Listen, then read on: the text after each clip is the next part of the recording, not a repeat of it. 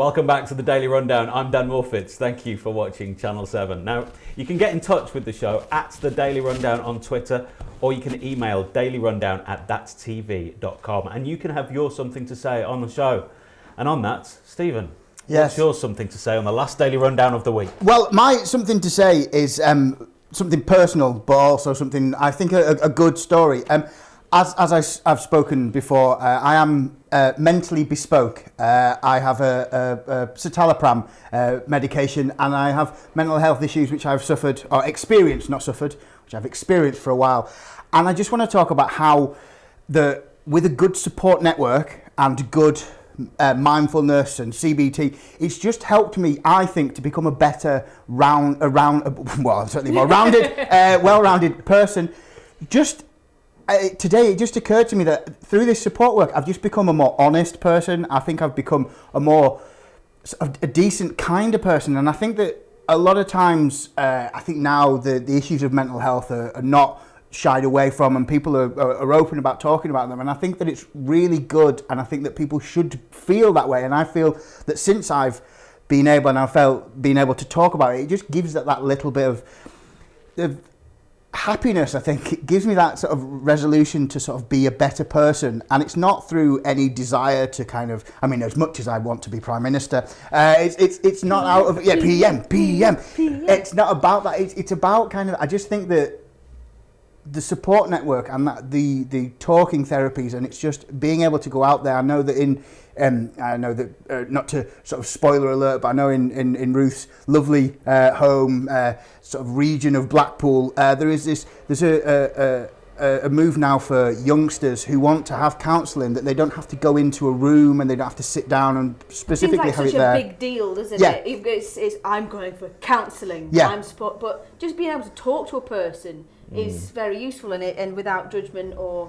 Well, that's it, and I think in Blackpool they're trialling this thing where the youngsters can have talking therapy, whether it be just walking in a park or playing football, and it's about getting out and meeting those people and again bespoking the treatments to them. And I think that moving forward, it is good that nowadays, we've moved forward from people who experience mental health issues. People feeling that they can't talk to them about that, or that thing. I think it's having the words to express your feelings, and I think that's one of the biggest problems, with men particularly. Sorry, I'm intruding. No. But men not having the words to express their the articulateness to express how they feel. Yeah. So therefore, it's just I feel bad. Hit things. Yeah. I mean, I'm nearly 40, but I'm from an age where if you were depressed or you had mental health issues, the answer was, don't be sad.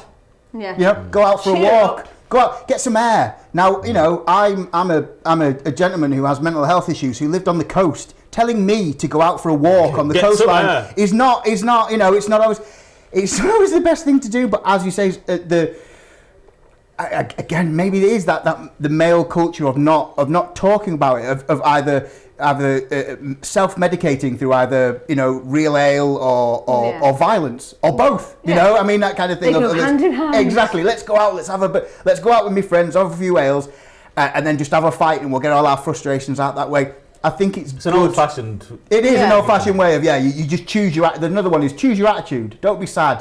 That's not how it works. It's a chemical thing in my brain that doesn't lead me to do that. My life is.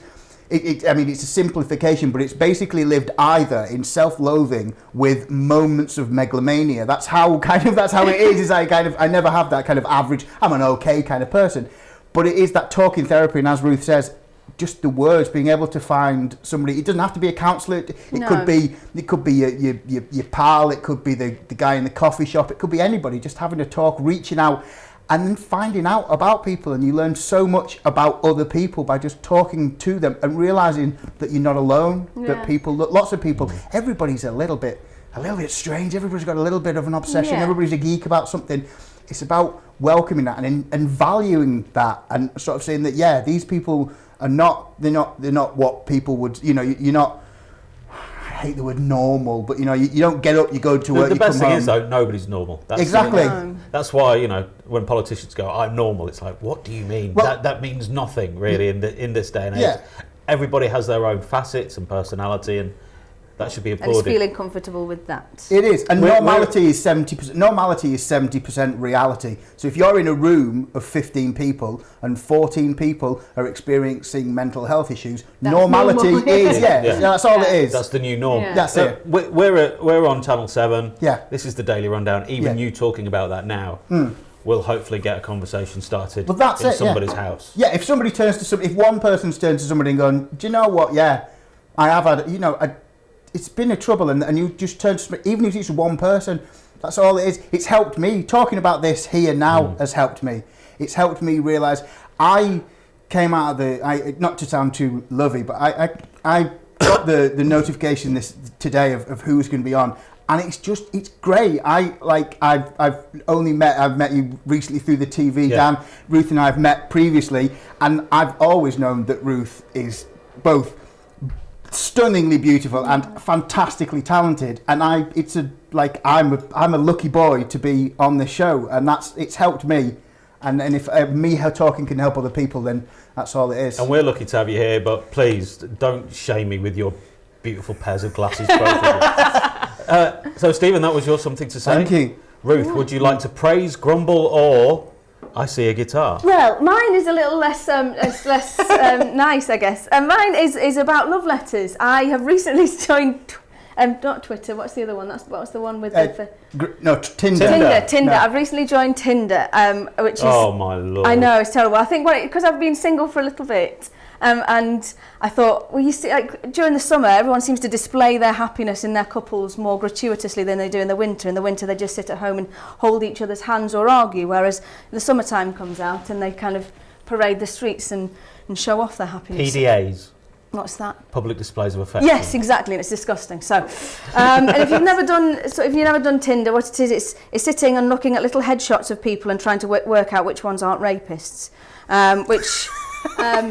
Which is what people used to do before Pokemon, Yeah, exactly. to some extent. So I joined that, and then I read a story recently, which it was quite beautiful, and it was love letters have been found in a car park in Blackpool. Oh. And I thought, well, the messages I've been getting on Tinder, if they were found in 20 years' time, would not be cherished, and they wouldn't be championed as romance.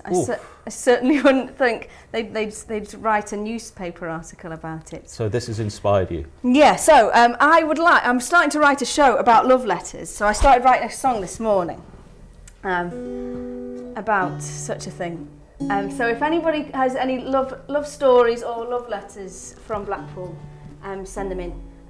Find my website and tell me. Or grandparents, because I'd like to hear grandparents. Because people got evacuated to Blackpool. So there's all sorts of different love stories. People still get evacuated now. Yeah, that's very true. So here goes.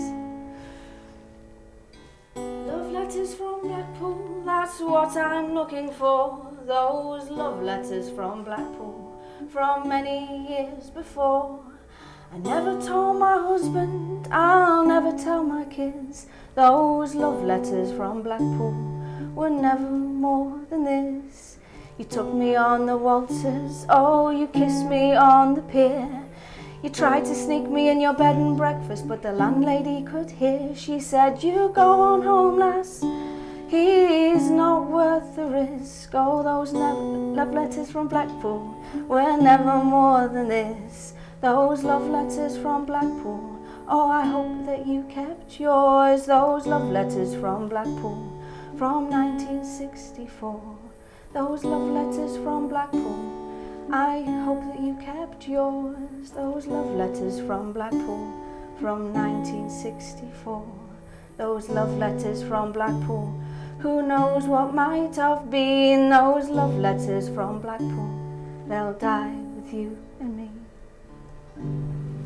Oh. So do you think it's a lost art then? I do. I love a love letter. I think people should write love letters. I've got Because with Tinder, can't they just send you pictures? of penis. That's yes. generally what they do. Yeah. Yeah. However, I think a nice love letter in hard copy. Right. Handwritten, not typed. Handwritten. No. I think it's a With a beautiful spray thing. of cologne. Yeah, definitely. Maybe. How about a mixtape? And definitely a mixtape. Yes. Yes. So if you're watching tonight and you like Ruth, send her a love letter. Send me a love letter or a love email to begin with. I'm not going to hand out my home address because that would be weird.